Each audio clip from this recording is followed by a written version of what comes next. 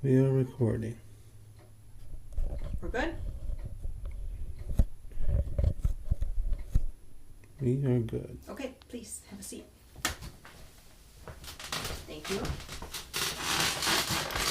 Thank you for coming. So I want to talk to you today about the career of being a child care provider for an infant, so a newborn. So spending your days caring for an infant can be a very stressful and overwhelming experience, but when you're armed with the knowledge of how to meet that baby's needs, it can be a wonderful and rewarding experience. The 5 basic needs are the same for every human being regardless of age. They are air, sleep, food, water, and shelter. Today I want to share with you how a child care provider can best meet an infant's 5 basic needs. The first of which is air. The need for air is obvious and hardly seems worth mentioning, but for an infant that cannot yet fend for themselves, it's an important issue to pay close attention to. The infant, which we have here today, was swaddled in a blanket and held close in our loving arms. We need to make sure that their mouth and nose, their face is not covered with the blanket, that they have a clear passage for being able to breathe and it's not being blocked.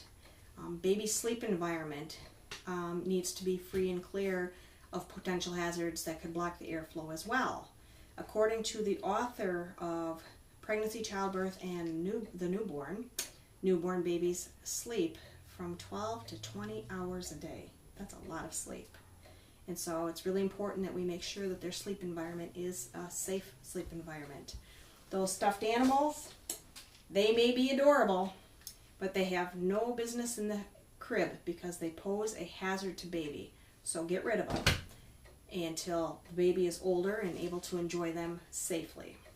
Pillows, bumper pads, and too many blankets can also pose a danger to baby being able to breathe and should not be placed where baby sleeps.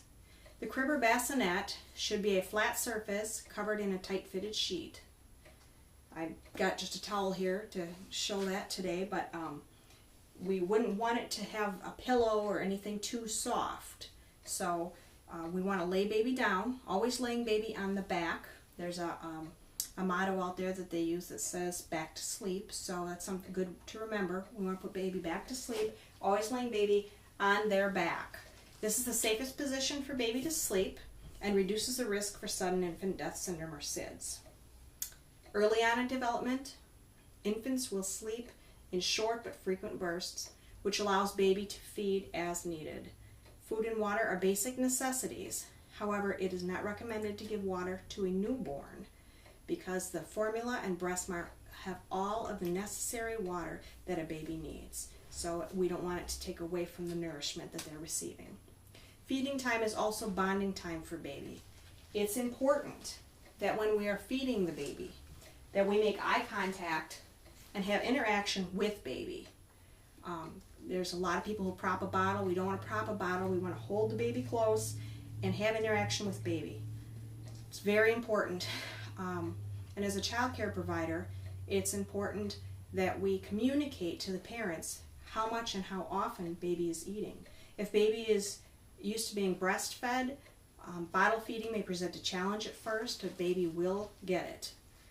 It is important to keep track of how much and how often baby eats to be sure that the infant is getting enough nourishment. There are many different styles of bottles and nipples, and the parents will decide on what they are comfortable with to use for their infant for feeding. It's important to make sure that the flow of milk from the nipple is not coming out too fast because this can cause baby to gag and take in too much air, causing a gassy, fussy baby. And we don't want a fussy baby. We want a happy baby. If you find that this is an issue, try angling the baby higher in your arms and having less of an angle on the bottle instead of down here like this. You want to have it up here like this. That's really important. And if that does not fix the flow of the nipple, the problem, then talk to the parents. We may need a different nipple. They make many different nipples, different sizes and shapes to accommodate baby as they grow. It's important that you never let the baby suck on an empty bottle as well, because this too will cause baby gas distress.